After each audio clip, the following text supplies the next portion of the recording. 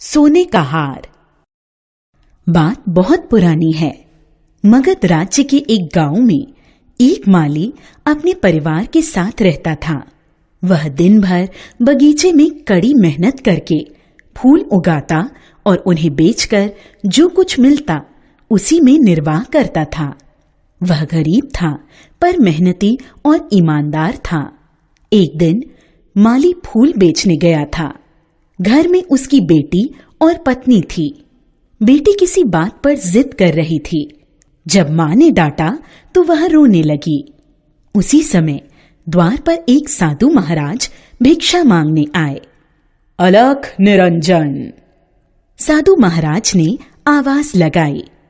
उस समय मां बेटी को डांट रही थी और वह रो रही थी, अतः भिक्षा लेकर बाहर आने में देर हो गई। साधु महाराज खड़े रहे। क्या हुआ बेटी को? क्यों रो रही है वह? साधु महाराज ने माली की पत्नी से पूछा। क्या बताऊं महाराज, कल यह अपनी एक सहेली के घर गई थी। उसने सोने का हार पहन रखा था। तभी से पीछे पड़ी है कि वैसा ही हार चाहिए।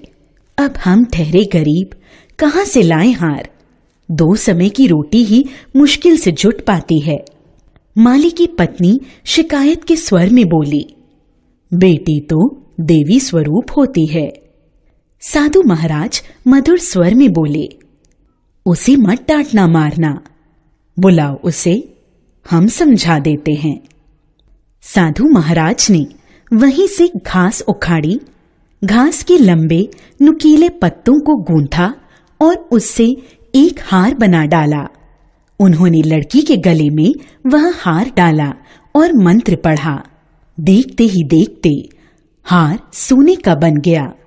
लड़की खुशी से नाचने लगी और भागकर अपनी सहेलियों को दिखाने चली गई। हार इतना सुंदर था कि उसकी चर्चा गांव भर में होने लगी। कुछ लोगों को ईर्ष्या हुई और किसी ने जाकर राजा तक बात पहुंचा दी कि माली की बेटी ने जो हार पहना है वह अति सुंदर है। हो सकता है कि किसी अमीर के घर से चुराया हो, क्योंकि ऐसा कीमती हार केवल कोई धनवान या राजा महाराजा ही खरीद सकता है। राजा ने अधिक छानबीन किए बिना ही मन में गांठ बांध ली कि माली हार चुरा कर लाया है।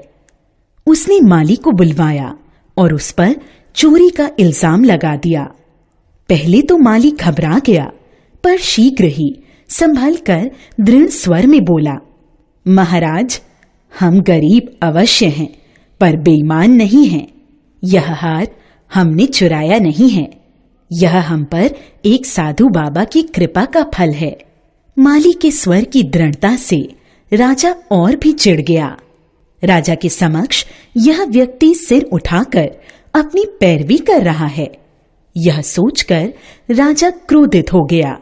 उसने आदेश दिया कि माली को कारावास में डाल दिया जाए। कुछ ही दिनों में यह बात साधु बाबा के कानों तक पहुंची। उन्हें बहुत बुरा लगा।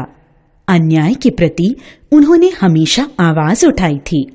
वह सीधे राज दरबार जा पहुंचे और मधुर किंतु दृढ़ स्वर में राजा से बोले। महाराज, वह माली जिसे आपने कैद किया है निरपराध है। साधु बाबा, यह आप कैसे साबित कर सकते हैं कि माली निर्दोष है? उसके पास ऐसा बहुमूल्य हार है जो एक धनवान व्यक्ति ही अपनी बेटी के लिए बनवा सकता है या खरीद सकता है, कोई गरीब नहीं।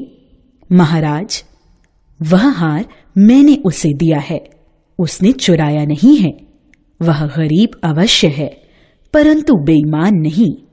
तो आप कहां से लाए ऐसा हार? राजा ने साधु बाबा से पूछा। साधु बाबा हंसकर बोले, अभी बताता हूं। फिर उन्होंने आंखें बंद की और मंत्र पढ़ा। देखते ही देखते राजा का महल सोने का बन गया। चारों ओर हजारों सूरज की चमक जैसा प्रकाश बिखर गया। राजा भौचक्का होकर देखता रहा। महाराज, इस समय आपका यह महल सोने का है, आपने तो नहीं बनवाया, न आप बनवा सकते हैं, तो फिर आपने यह कहां से चुराया है? साधु बाबा ने पूछा। राजा निरुत्तर था। उसने अपना सिर झुका लिया। उसने साधु बाबा से क्षमा मांगी और माली को जेल से रिहा करने का आदेश दिया। महाराज, इंसान की परख करना एक अच्छे राजा का पहला गुण है। हर गरीब व्यक्ति चोर नहीं होता और हर राजा या अमीर व्यक्ति ईमानदार नहीं होता। साधु बाबा बोले।